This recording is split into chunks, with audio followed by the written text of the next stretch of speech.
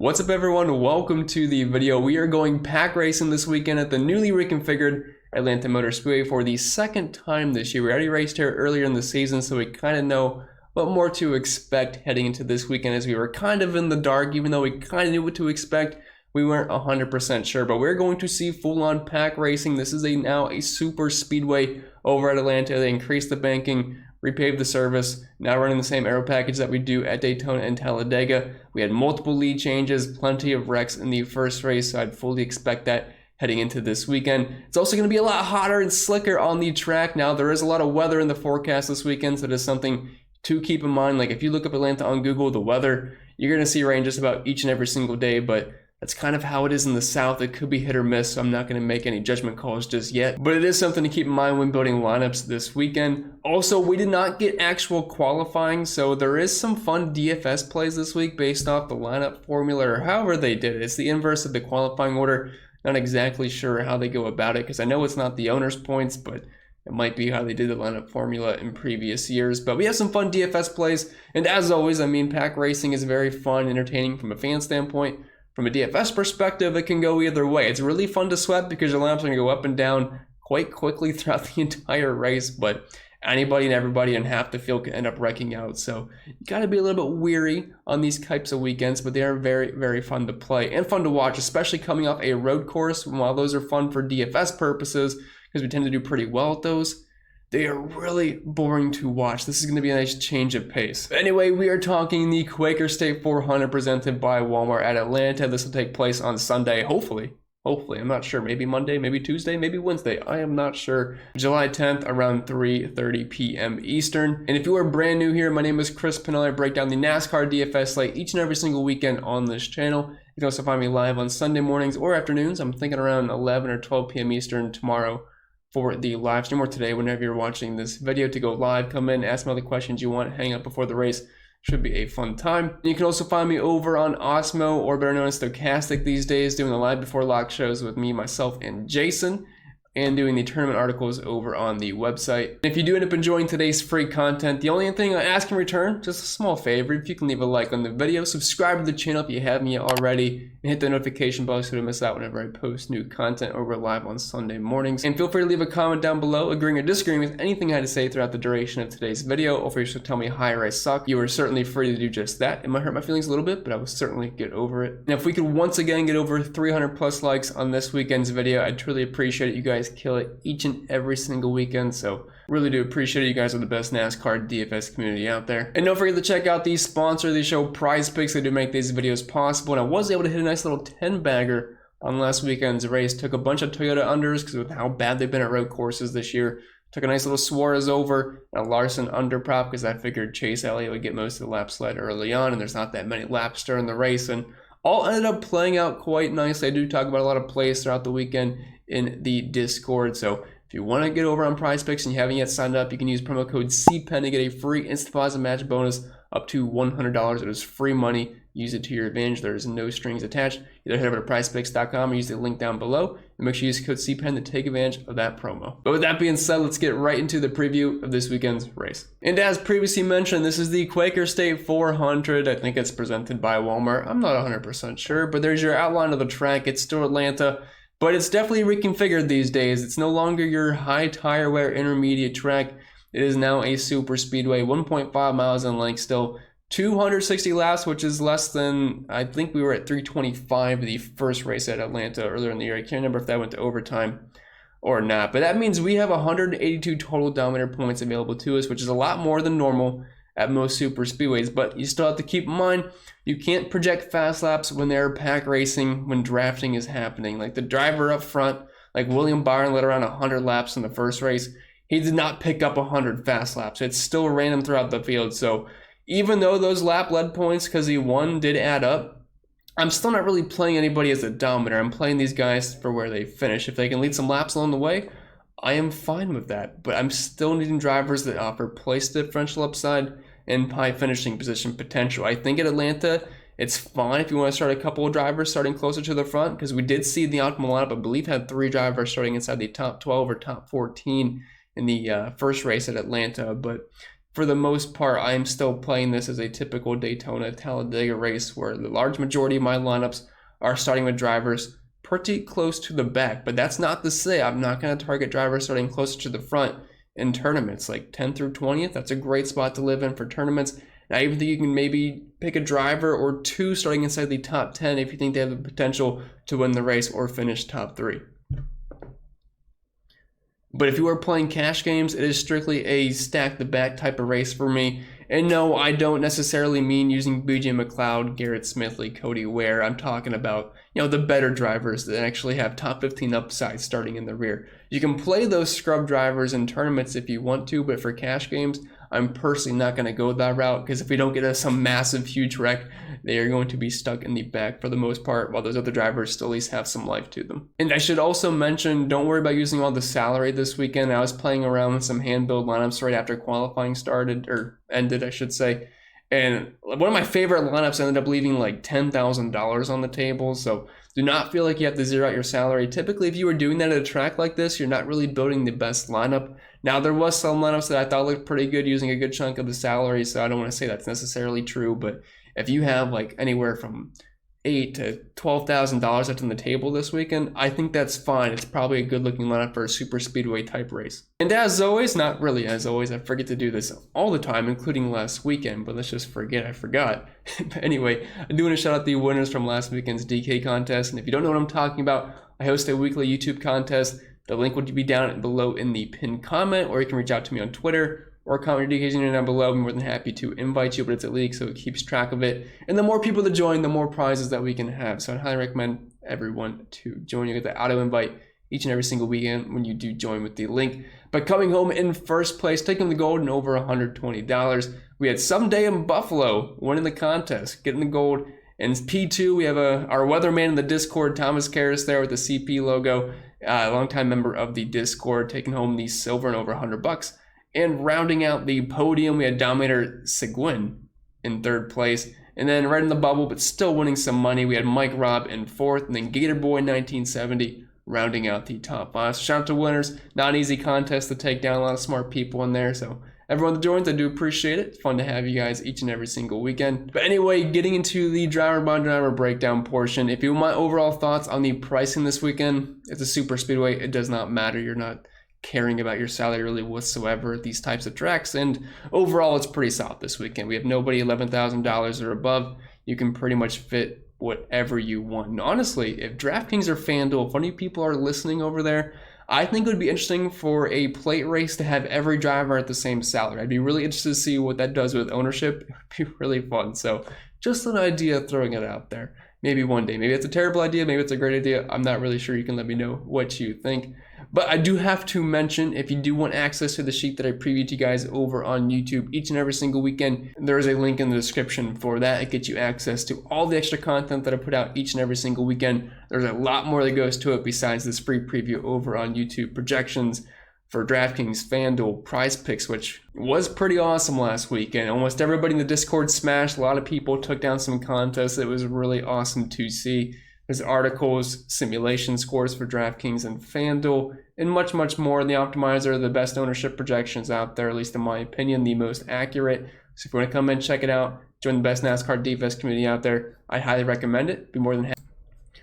But anyway, let's get into it. We'll start up top with Ryan Blaney, $10,700 on DraftKings. He is starting in 6th, time for the best odds to win this race over on the DK Sportsbook, and that should be really no surprise to anybody. He is arguably the best super speed racer right now. So when I have the numbers on here this weekend, I have the 3 super speed races we've had so far this year as far as the recent track history is concerned. We have the recent finishes, obviously, track type forms, the past 11 races at super speedways, and then we have this season's statistics using all the races that we've ran this year, I believe, besides Bristol Dirt. That's the sample size we are looking at so far this weekend, into the projections a little bit. But anyway, Ryan Blaney, arguably the best super speedway racer right now, has the best average rank position of the 3 super speedway races so far this year. He only has 1 top in the show for it, but that just goes to show you how wonky super speedways can be. Looking at the past 11 races at super speedways, which is Talladega, Daytona mostly, then 1 Atlanta race, He's got the best average finish, the best average rank position, and the best drive rating, tied for the most wins, and the second most top fives, and a good chunk of laps led. So no issues with Ryan Blaney. The only thing is you can't play him in cash games starting in 6. But if you are rostering anybody inside the top 10, Ryan Blaney would be the driver that, as of right now, I think I will have the most exposure to. I think Suarez and Bowman, maybe even Harvick, are a little bit interesting also in the top 10. But Blaney has legit race winning upside and could be one of those guys that leads like 60, 80 laps and happens to win. Also, he needs to win because, yes, he is second in points right now. But with how many drivers keep winning and new faces each and every single weekend, it seems like, there's a chance where Blaney could be like second or third in points and not make the playoffs. So he actually has quite a bit of incentive to come out, lead a lot of laps in this race, win some stages and win the race. So I definitely like Ryan Blaney a lot in tournaments. Not saying he's going to be one of my highest owned drivers or anything, but as far as tournaments go, I don't mind being a little bit overweight on him as compared to the field as far as the drivers go up front. I'm assuming he's going to be my highest owned driver inside the top 10 as of right now. I do prefer him a lot more than the next 3 drivers we are going to talk about. And speaking of that, Chase Elliott, $10,500 on DraftKings, the most expensive driver over on FanDuel. He is starting on the pole. He's been great at the Super Speedway so far this year. He's finished inside the top 10 each and every single time with an average finish of 7.7. Finishes of 7th at Dega, 6th at Atlanta, 10th at Daytona. The thing is, while that's fine, starting on the pole for a race where you can't really pick up fast laps consistently, and there's no lock that he's just going to come out and lead the first stage or anything. We saw so many lap changes in the first Atlanta race. I'm personally not going to have much Chase Elliott. I think his ownership is going to be kind of high. Maybe people don't really recognize Atlanta as a super speedway yet, and Chase Elliott's obviously been great the past 2 weekends, so it's kind of nice. I think his ownership is going to be a little bit higher than it should, and I don't mind being way underweight on Chase Elliott. If you are playing Elliott this weekend, you need him to lead a good chunk of laps, and you need him to win the race. That's just simply what it has to be starting him first. Maybe he can get away with it finishing second if he leads a lot of laps, but that's some pretty risky business to be in. Maybe I'll play a sprinkle of Chase, but I feel pretty good being very underweight on him compared to the field. And you can really probably say the same thing about Ross Chastain here. He's a little bit more enticing for me because he has that one extra PD spot that Chase Elliott doesn't have, and if he wins, could see him definitely be in the optimal lineup, assuming he lets some laps along the way. But again, there is still no 100% guarantee for that. If there is a ton of wrecks, and we have a lot of place differential drivers just ripping off 60-plus fantasy points, but finished first at Dega earlier in the season, then second at Atlanta, wrecked out at Daytona. But we know Ross Chastain is good everywhere. He can lead laps anywhere. He's fast at super speedways, intermediates, short tracks, road courses. It does not matter. So I'll have a little bit of Ross Chastain, but again, one of those drivers where I'm going to be underweight to the field just because of the starting position. There's a lot of risk here. And who's to say this isn't the race where Denny Hamlin gets him back and turns him and be a good time to do it at a super speedway, not really counting that to happen. But I have a hard time seeing Ross or Chase end up being in the optimal lineup, and they absolutely have to win. And I feel like people are going to probably play close to 20% Ross Chastain somewhere. I don't really think there's a 20% chance he wins this race. That's not something I'm willing to do. Kyle Larson, $10,100. He is starting in third. Pretty much a complete fade for me. Again, he's going to have to win the race similar to these other drivers. Did finish fourth at Dega, but typically he's a driver you want to fade at super speedways because before Dega, 30th at Atlanta, 32nd at Daytona, 37th at Dega, 21st at Daytona, and then 40th at Dega. If you're looking at the past, I believe it's 8 race sample size for Kyle Larson, not 11 because obviously he missed a few races due to the suspension, but 7.6 DraftKings points per race, an average finish of 23rd. And 3 top 10s to show for it, and only 3 top 20s. So I feel pretty good about not really just having any Larson whatsoever this weekend. It's going to pretty much be a complete fade for me. Dropping down to the 9K range, we kind of have a nice string of good GPP plays here. Would not personally play these guys in cash games. I think people will do it. And it reminds me of the Joey Logano situation for the Daytona 500 where he started mid-pack. He was very high owned in cash. I want to say 40+% owned, and I get it. He's great at super speedways. He's Joey Logano, but these guys still carry some pretty high risk for cash games. So I'm not willing to go that route. These are going to be the kind of drivers that are in the thick of it, and they can very well get wrapped up in a wreck. Meanwhile, some of these other backmarker cars are just kind of chilling, waiting for the wrecks, which I think are better for cash games. But Kyle Busch here, $9,900. He's starting in 19th. He's a driver that I think is going to be pretty high owned for where he's starting. The price point's nice. Kyle Busch has obviously been great so far this year. He also has 2 top 10 finishes at the 2 super speedways so far this year. Did finish 33rd at Atlanta, but 6th at Daytona and 3rd at Talladega. I can definitely get behind some Kyle Busch in tournaments, but like I said, Not going to get there in cash games. He's actually one of the better drivers at running near the front at super speedways, one of the best average running positions, but just tends to have some real bad luck getting caught up in wrecks. Average finish of 23.8 compared to his running position at 13.4. Denny Hamlin, $9,700. He's starting in 16th. He's a very similar play to his teammate Kyle Busch. One thing I will mention, Denny Hamlin has a very good-looking car this weekend. It's a red Coca-Cola car. Look it up. I'll try to put a picture on the screen, but it looks really good. So I'm going to play him just because of that. Obviously, he's a great super speed racer, one of the best really of all time. He's got 3 Daytona 500s. He has 2 wins the past 11 races at super speedways. He also has 5 top 5s, which is the most of all drivers, and he has the most laps led per race recently as well. And yes, I know he hasn't exactly been that great at the super speedways so far this year. He has finishes of 18th, 29th, and 37th, but this is still Denny Hamlin, one of the best to do it. I would definitely have a good chunk of exposure to him in tournaments at the chance that he could potentially get a top 5 or win the race. Joey Logano, $9,600. He's starting in 17th.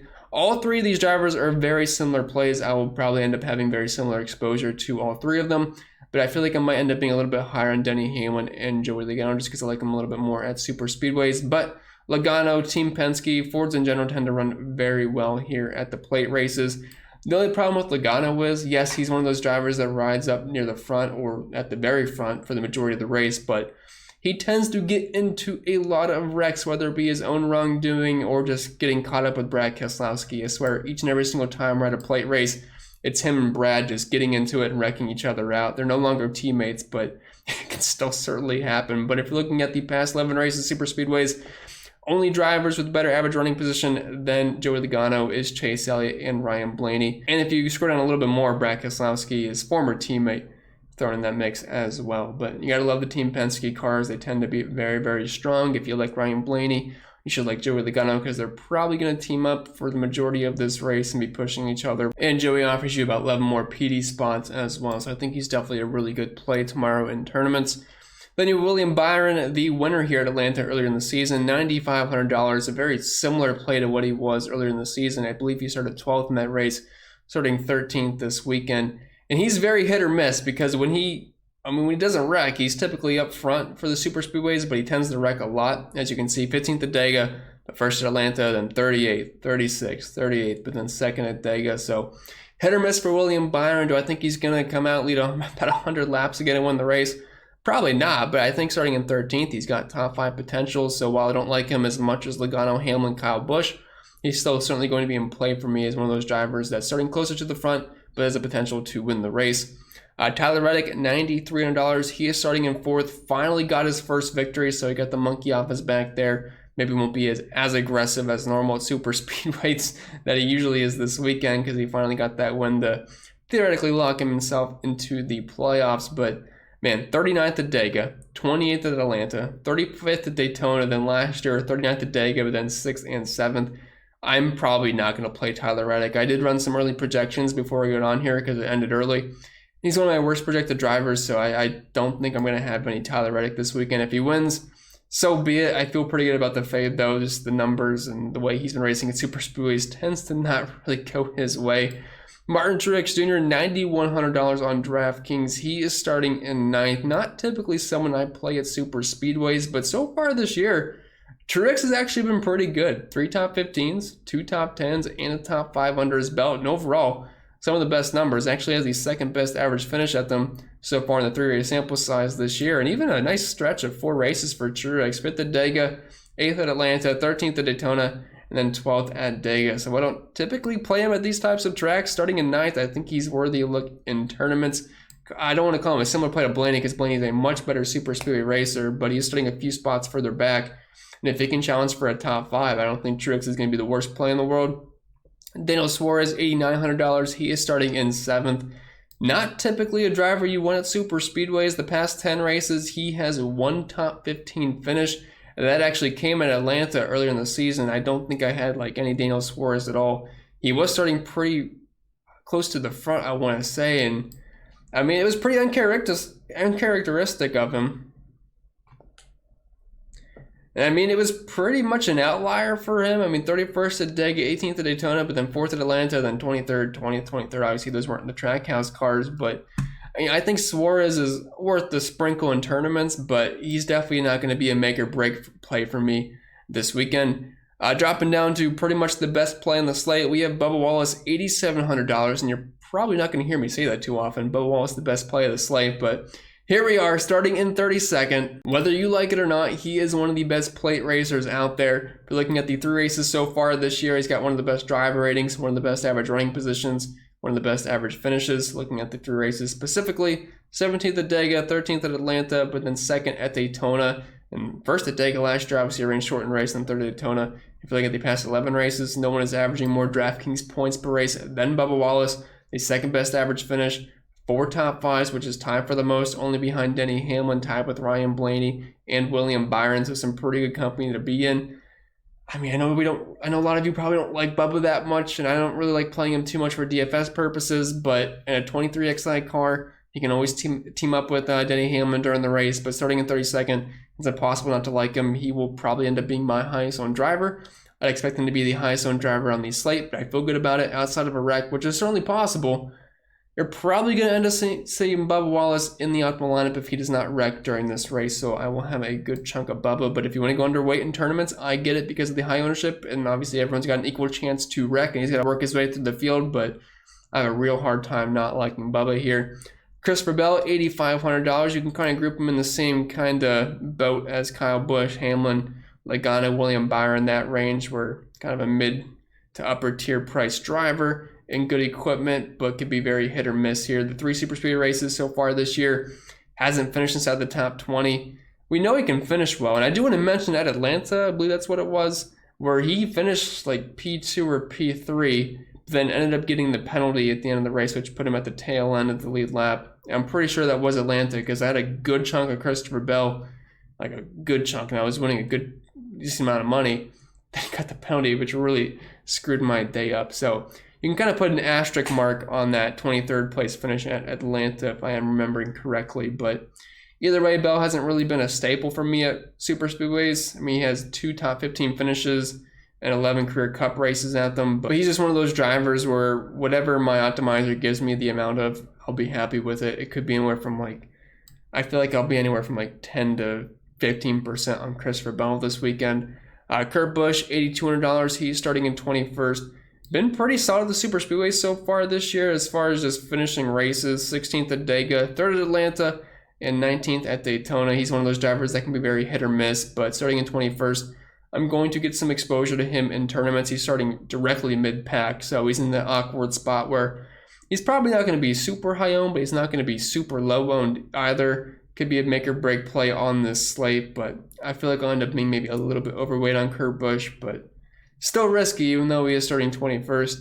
Austin Cindric, $8,100, starting in 5th. A very similar play to Ryan Blaney in my opinion, but a lot cheaper. But you have to imagine him and Blaney are going to be teaming up. I mean, obviously both Team Penske cars, and they tend to be able to run near the front for the majority of the race. And obviously we saw Cindric get a win at a super speedway earlier in the season at the Daytona 500. Then 32nd at Atlanta and 21st at Dega. But if Cindric stays clean, he could be one of those drivers that sneaks in a win or a top 3 finish, and maybe he cracks the optimal lineup.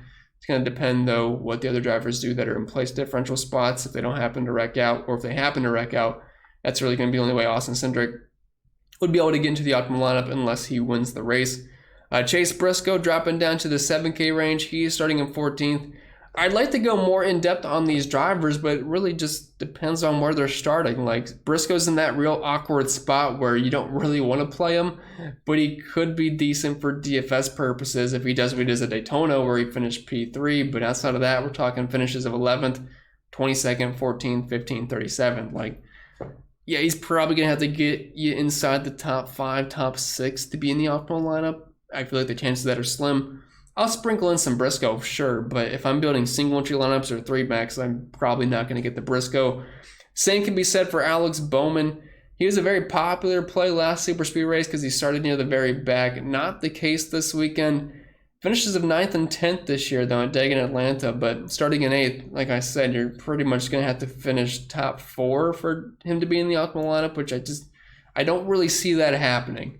Again, you sprinkle these guys in, but you never really feel that great about it. Same can be said for Kevin Harvick. finishes of 10th, 21st, and 30th this year. We've seen him last season at 4th, 16th, and 8th. Like, he's pretty consistently well at just finishing these kind of races. I mean, 6 top 10s the past 11 races, 9 top 20s, one of the better average running positions in average finishes, but you're never really seeing him contend to win too often. He does have a couple top 5s mixed in there, but starting in 10th, the upside is really limited for him. Eric Almirola, $7,400. Like, I'd rather play Eric here, starting in 22nd. Typically a driver that I do roster quite a bit at super speedways. Finished 22nd at Atlanta, but 13th at Dega, 5th at Daytona. If you're looking at the past 11 races of super speedways, there's some bad luck mixed in there, but typically a top 15 contender for the most part. So starting in 22nd, definitely a driver I'm going to get to.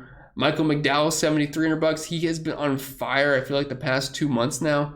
And he's pretty good at super speedways. Typically a driver that I roster a lot of them. And he also won the Daytona 500 last year, which is the most similar track to Atlanta these days. But 4 top 10 finishes, 6 top 15s the past 7 races at them. So far this year, 8th at Dega, 7th at Daytona. Didn't have a great race at Atlanta, but I don't think a lot of people are going to play Michael McDowell starting in 12th, but he could sneak his way into a top 6. So I would not completely rule him out. And starting right in between Eric Almirola and Ricky Stenhouse, guys that offer you place differential upside, that should help keep his ownership low as well.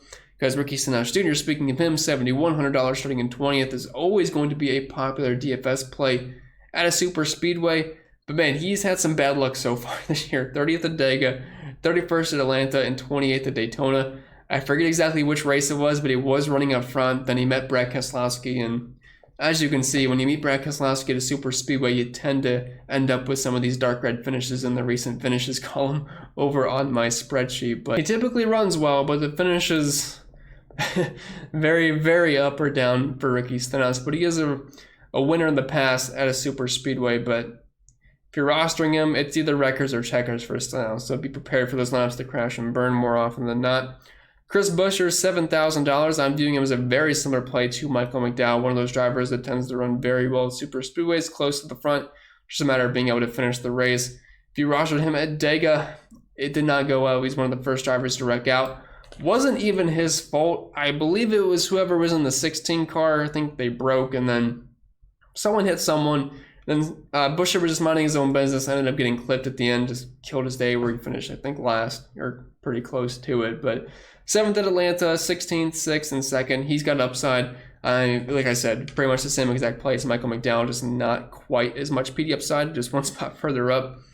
And then dropping down to the 6K range, this is where we start getting into pretty much all the cash game plays. And I'm going to be honest with you, if you want to build your cash lineup with like all 6 of them starting below $7,000 this weekend, I think that's fine. That's probably the route I'm going to end up going personally.